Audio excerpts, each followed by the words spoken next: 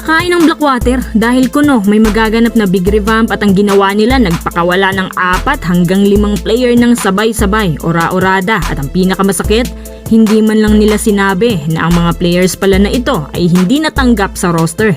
Si Paul Zamar na isa sa mga naapektuhan sa pagtanggal na to ay nadismaya sa nangyari. Kumbaga kasi yung professionalism ng isang team na wala. Hindi maintindihan ni Paul Zamar kung bakit pabigla-bigla daw ang desisyon nila. Nakausap ng spin ang mga players na naapektuhan at ang sabi wala na raw silang magagawa. Alam nyo ba, ang daming galit ngayon ng mga PBA players dahil sa mga ganitong plano nila, di ba?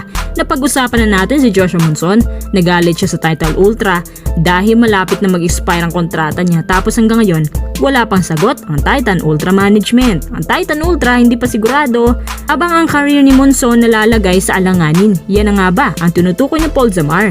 Ang gusto lang naman sana niya matapos niya ang complete 3 conferences sa isang taon. Nakalaro na siya sa 2. Bahala na kung agad naliligwak basta makumpleto lang daw niya.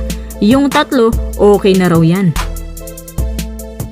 Pero ang pinakamasakit, nagpapakahirap siyang bumangon ng maaga para lang umattend sa mga practices nila.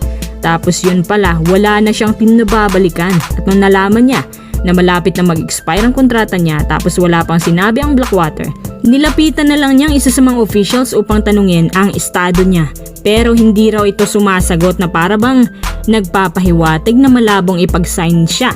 Tapos yun na nga, kinakabahan na siya at nalaman na lang niya sa ibang impormasyon. Ang sabi, tanggap naman daw niya na tanggal na siya pero parang huli na raw ang lahat kung makakakuha pa siya ng team. At nga pala, bukod sa kanya, tinanggal din si Bradwin Ginto, Clifford Hopia at ang rookie nila na si Camillus Altamirano. Sobrang dami nilang binagsak sa roster sa isang araw lang na para bang may magbabago talaga kung gagawin nila to. Pasensya na sa mga makakarinig. Pero magiging ganun pa rin yan. Hindi ko alam kung magbabago pa ba ang Blackwater. Hindi naman sa pangano pero ilang coach na ba ang dumaan dyan na ang sabi babaguhin nilang Blackwater.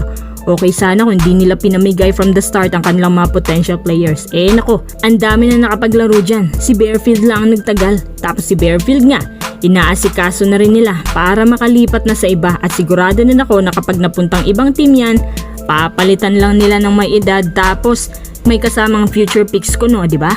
May bago pa ba doon? Tsaka siya pala yung pang-5 player na tinutukoy natin ha.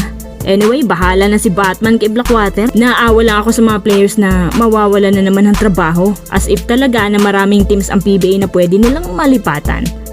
Coach Yang Yao, pinaakyat ngayon ng mga tao bilang commissioner ng PBA? Nako, posible pa ba to? Tingnan natin.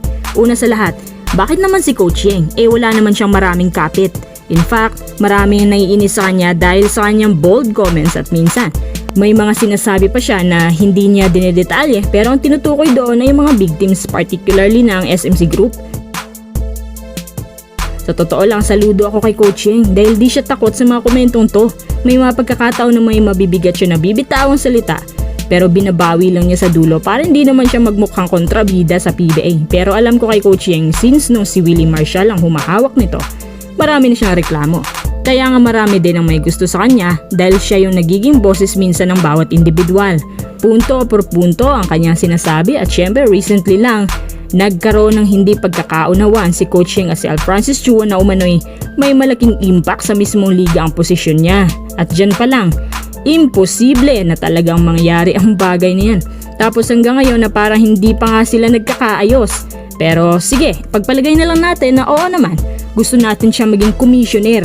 Tiyak marami din ang magbabago sa liga at pwede pang manumbalik ang dating sigla nito dahil alam niya kung paano ibabalanse ang pagpapatakbo. Sad to say, hindi po mangyayari yan.